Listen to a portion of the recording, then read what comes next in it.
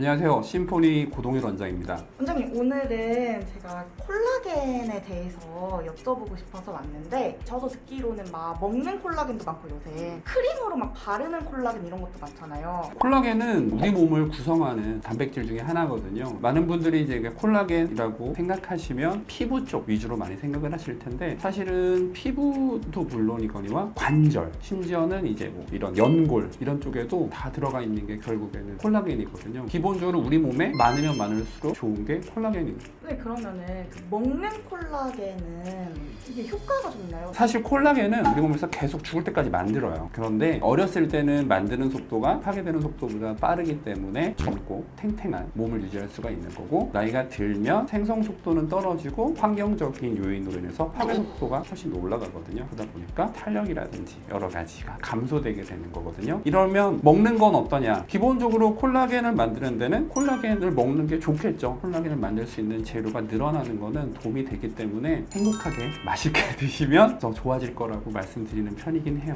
근데 그러면 먹는 거 말고 크림에 들어있는 뭐 바르겐 콜라겐 이런 게 요새 또 많이 나오거든요. 그런 것도 효과가 있을까요? 효과가 없지는 않습니다. 기본적으로 우리가 피부가 좋아지기 위해서 콜라겐을 바르시잖아요. 근데 콜라겐의 위치 자체가 진피층이거든요. 아시다시피 진피층 위에 우리는 표피층이 있거든요. 근데 바르시는 것만으로는 사실 이 콜라겐 화장품들이 표피층을 효과적으로 침투해서 진피까지 도달하기가 조금 어렵거든요. 그렇다 보니까 아무래도 바르는 거는 좀 어느 정도 한계가 있다, 이렇게 말씀드리고 있어요. 그러면 노화도 막고 이런 걸 위해서 콜라겐이 좀 많이 생성됐으면 좋겠다 이런 분들도 있는데, 그러려면 어떤 게 가장 효과적인 방법이 될까요? 기본적으로 이제 콜라겐이 아까 말씀드린 대로 생성 속도가 떨어지거든요. 그러다 보니까 콜라겐이 어디서 만들어지느냐가 핵심이 될 거고, 콜라겐은 이제 진피층에서 만들어지거든요. 그래서 진피층에다가 얼마나 콜라겐이 잘 만들어질 수 있게끔 자극을 주고 그 환경을 만들어주느냐가 이제 결국에는 핵심 요소가 되는 건데, 아까 말씀드린 대로 바르는 거는 표피를 통과하기가 조금 어렵고요. 그래서 표피를 완전히 잘 통과해서 진피에 도달할 수 있는 여러 가지 피부과적인 시술들이 있고, 요새들 많이들 하고 계시는 이제 뭐 스킨 부스터라든지 여러 가지 이제 기계들 있거든요. 그래서 핵심은 진피층으로 얼마나 효과적으로 콜라겐을 만들 수 있는 자극 물질들을 잘 넣어주느냐가 핵심이 되겠죠. 피부과 시술들이 그렇게 콜라겐 생성하는 게 많다고 하는데,